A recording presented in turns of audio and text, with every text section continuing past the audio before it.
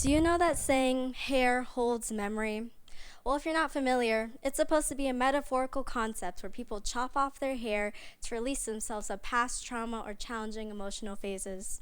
Reclaiming your power.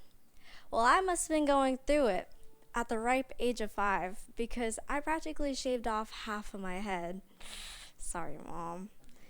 My mom was out of town at the time, so it was just going to be me, my dad, and my hair. Luckily, my mom was able to find an appointment to fix the hole in my head, so I was saved from embarrassment and utter catastrophe. But was I? At the time, I didn't see anything wrong with cutting off my hair. I probably found it fun. As a little kid, other people had already formed their own opinions on my hair. They would have thought it to be tragic or unfortunate or dictating what it should or shouldn't look like, even when I clearly couldn't care less. Did this mean that my hair was not my own? As I grew older, the unsolicited but well-meaning advice continued. You should straighten it. You should leave it out. You don't need all that fake stuff like other women. Never cut your hair. At this point, my hair should have had its own name, as it was a separate entity from me. But I get it. None of these comments had any ill will or malicious intent behind them. It's an acknowledgement. Now you're probably thinking, how does this apply to me? Well, that's when I began to understand something. Hair isn't just hair. Hair is a mirror. Now I want you to think about your own hair. Whether it's long, short, thick, thin, curly, braided, straight, dyed, gray, or maybe you don't have any at all, like my dad. No shame. Whatever it looks like right now, it reflects something. Maybe it reflects the years lived, stress endured, growth experience. Maybe it reflects emotion, a breakup, a bold color during a confident season, neglect during a hard one. Maybe it reflects identity, culture, heritage, rebellion, belonging. Hair is one of the first things that people see. And whether we like it or not, people read it. Freshly curled, freshly styled, braided can signal intention, like you put effort in it. Presentation. I chose how I wanted to show up today.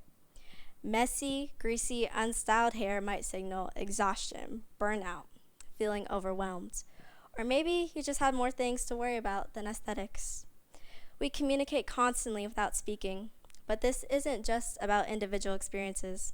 This pattern stretches far beyond us throughout history. Hair has reflected the human conditions that we have been living through. Early humans wore their hair for survival and practicality over preference. In ancient civilizations, hair symbolized power, hierarchy, and status. In many cultures, it signifies spirituality and connection to ancestry. During slavery in America, hair became a sign of control. Heads were shaved to strip identity, culture, and autonomy.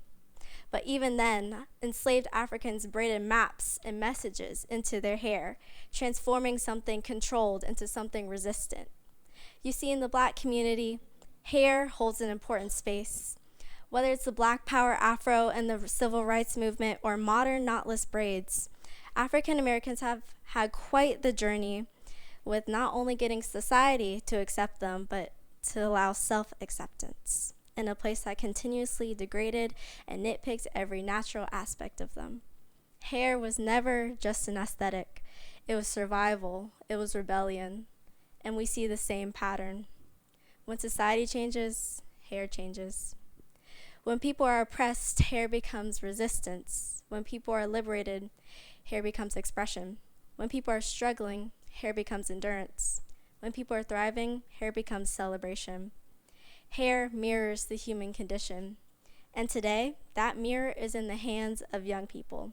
As we are often the first to experiment, the first to reject standards, the first to reclaim what was once criticized, natural textures, embraced, bold colors, normalized, protective styles celebrated, beauty standards questioned.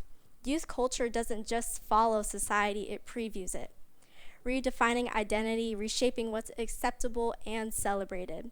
Hair sits right at the intersection. It carries memories from the past. It reflects emotions in the present. It signals directions for the future. So maybe hair seems small. Maybe it's trivial, compared to the global crises or politic movements. But culture is built on small, visible signals.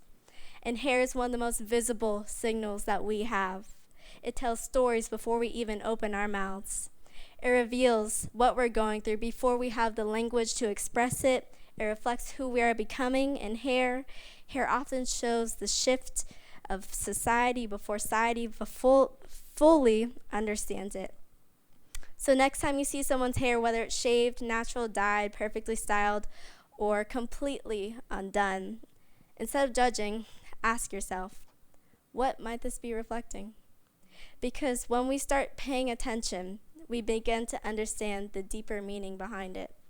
Because if we truly want to shape the future, we might just want to start listening to the stories right in front of us. Thank you.